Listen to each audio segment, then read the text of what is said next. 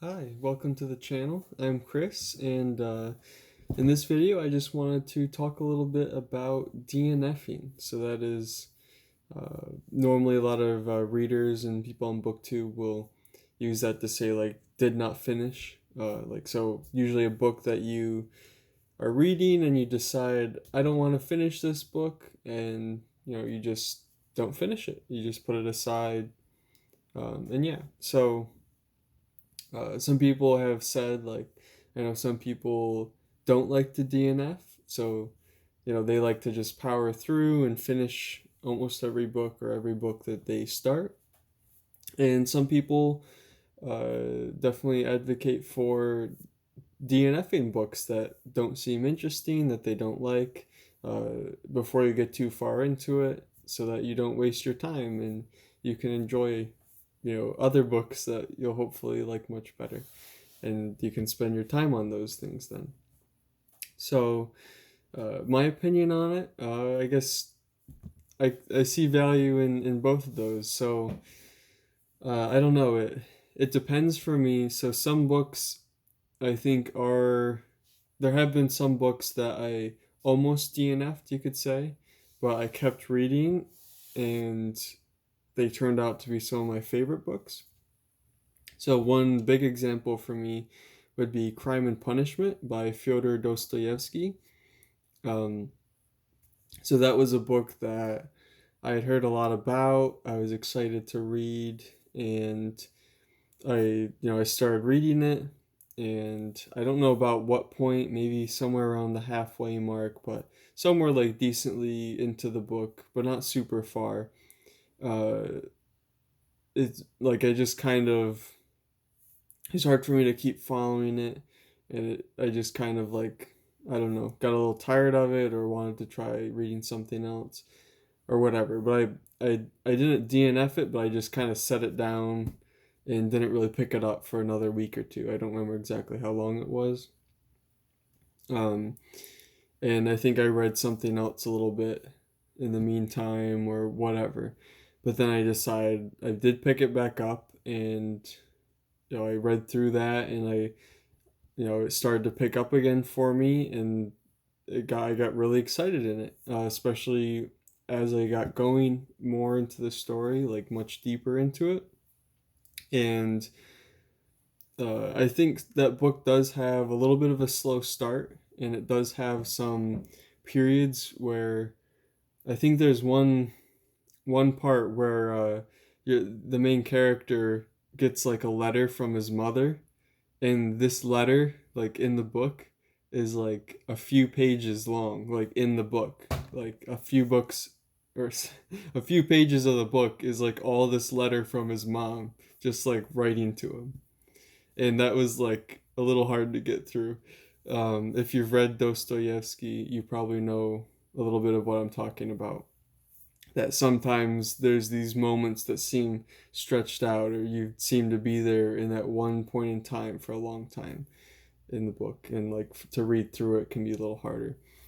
But I did find the story like really fascinating, and again, especially as I got back into it after picking it back up, uh, I just really kept reading it, and it became one of my favorite books. And I will tell you, Dostoevsky is my favorite author. So I did like the book enough. When I finished it, I went and picked up his next. Well, there's not really a next. I happened to read his major novels in chronological order that they were originally released and written. Uh, you don't need to; they're all unrelated. But that's just how I decided to do it. So I read The Idiot, and I loved that, and so on. But anyway, so that was a book that for me, it paid off to not just give up on it, and to, because I did set it down for a little bit, but I picked it up not too long later, so I didn't forget like the part I had read so far, and I picked it back up, and I got back into it, and I started loving it. And now it was powerful for me. It was a really, really good book, I think. And for me, I took a lot from that book, and it got me into the author, and I love his other books so much. So that one was definitely a good one. But I have read, books too, where they just kind of are like, like, I don't know, they aren't maybe super interesting, they're not really super entertaining, and why should I keep reading them? I think for me, I definitely lean towards trying to finish every book I read.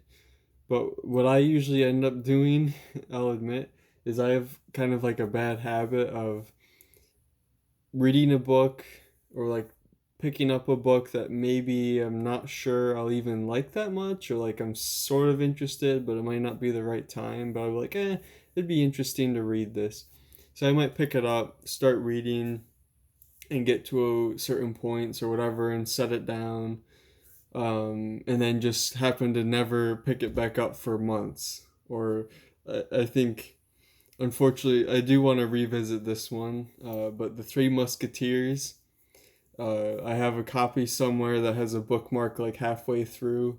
It's been there for a few years, so I haven't touched it in a few years. So I don't.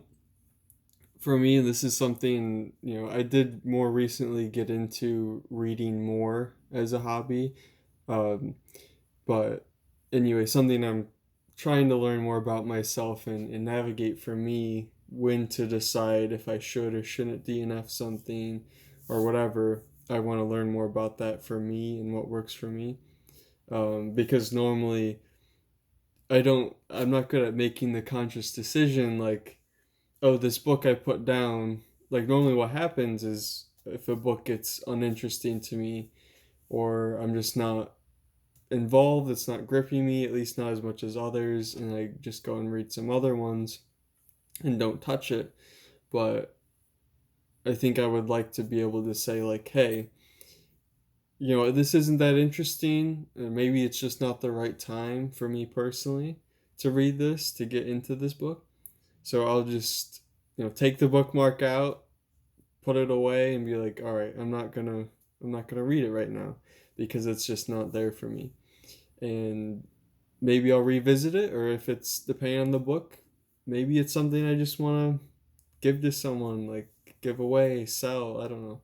Um, so I think it depends, but I think those things are fine to do. But I know for me, I never make the conscious decision, really, like ever, to say, oh, I don't want to read this anymore. Just it's like I don't know. I just end up not. So I end up DNFing a few books. Like every once in a while, I'll do this, and I'll just not finish a book. But I don't really make that conscious decision in my mind that I'm doing that. I just kind of forget about it and end up doing other stuff, and then time passes, and I'm like, oh yeah, I have that book I started, and I don't really feel like picking it back up.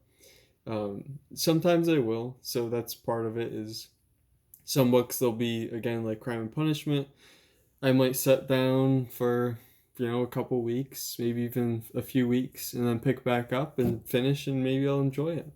Because maybe coming back to it, I'm more refreshed, and I've read some other things, and I'm ready to finish it out. Um, but there are definitely a good number of books that I have just kind of set aside, and I don't really have an interest to come back to.